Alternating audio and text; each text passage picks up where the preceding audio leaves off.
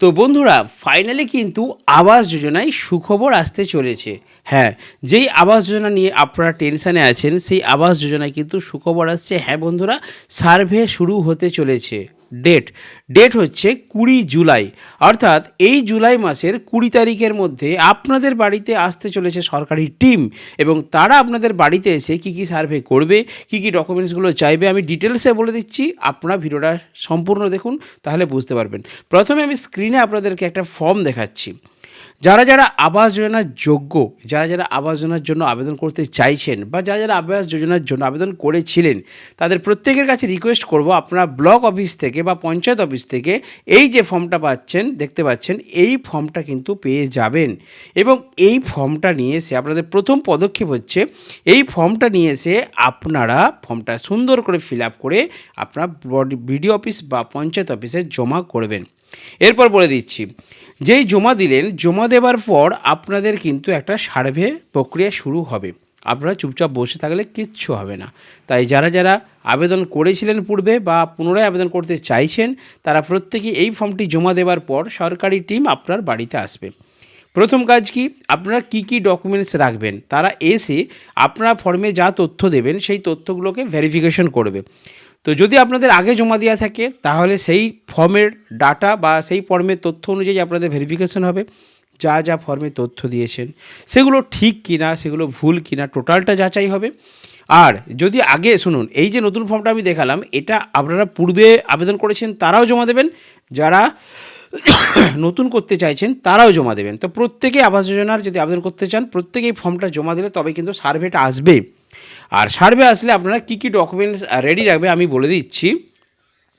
আধার card, PAN card, ব্যাংকের passbook, voter identity card, job card এবং আপনার একটি আধার রেজিস্টার্ড মোবাইল নাম্বার, অর্থাৎ আধার কার্ডের সঙ্গে লিঙ্ক করা আছে এরকম একটি মোবাইল নাম্বার। শুনে নিলেন, আধার কার্ড, প্যান কার্ড, ব্যাংকের passbook, voter card, job card এবং মোবাইল নাম্বার। এই 6টা জিনিস আপনারা ঠিকঠাকভাবে গোছ করে রাখুন, জেরক্স করে রাখুন। এই তথ্যগুলো আপনাদেরকে কিন্তু যাচাই করা হবে এবং পুনরায় কিন্তু ভেরিফিকেশন করা হবে ডকুমেন্টসের সাথে। এবারে কারা পাবেন আর কারা পাবেন না, দেখুন এই আবাস যোজনায় সবাই যে আবেদন করলেই পাবেন তার তো কোনো মানে নেই, কিন্তু কারা পাবেন না, যারা পূর্বে বাড়ি পেয়ে গেছেন আবাস যোজনার তারা পাবেন না।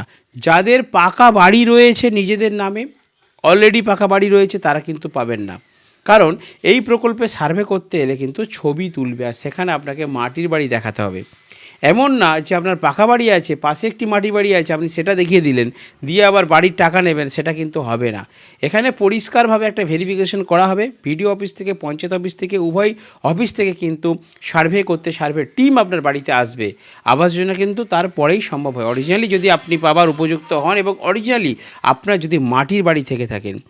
যারা ইতিমধ্যে আবাস যোজনার ঘর পেয়েছেন তারা তো পাবেনই না, এবং যাদের পাকা বাড়ি আছে তারাও তো পাবেন না। এবং সার্ভেতে এসে আপনার বাড়ির যে ছবি তুলে নেবে সেটা কিন্তু মাটির বাড়ি হতে হবে।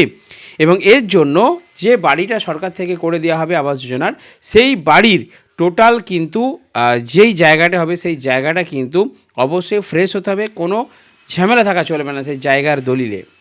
সেই জায়গার সঠিক দলিল চাই যেখানে আবাস যোজনাটা হবে। এরকম অনেক কিছু নিয়মকানুন আছে। আমি জাস্ট এই খবরটা আপনাদেরকে সুখবরটা দিলাম যে যেই আবাস যোজনার জন্য আপনারা অপেক্ষা করছিলেন সেই আবাস যোজনার অপেক্ষার অবসান হলো। আপনারা ইমিডিয়েট ওই যে ফর্মটি দেখালাম এই ফর্মটি কালেকশন করে নিয়ে পঞ্চায়েত অফিসে বা ব্লক অফিসে যোগাযোগ করুন।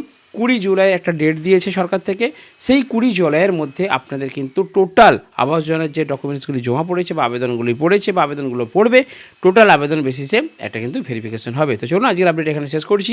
যদি আপনাদের কোনো জিজ্ঞাসা থাকো, কোনো কিছু জানতে চান, তাহলে অবশ্যই ভিডিও কমেন্ট সেকশনে ছোটো করে কমেন্ট করুন।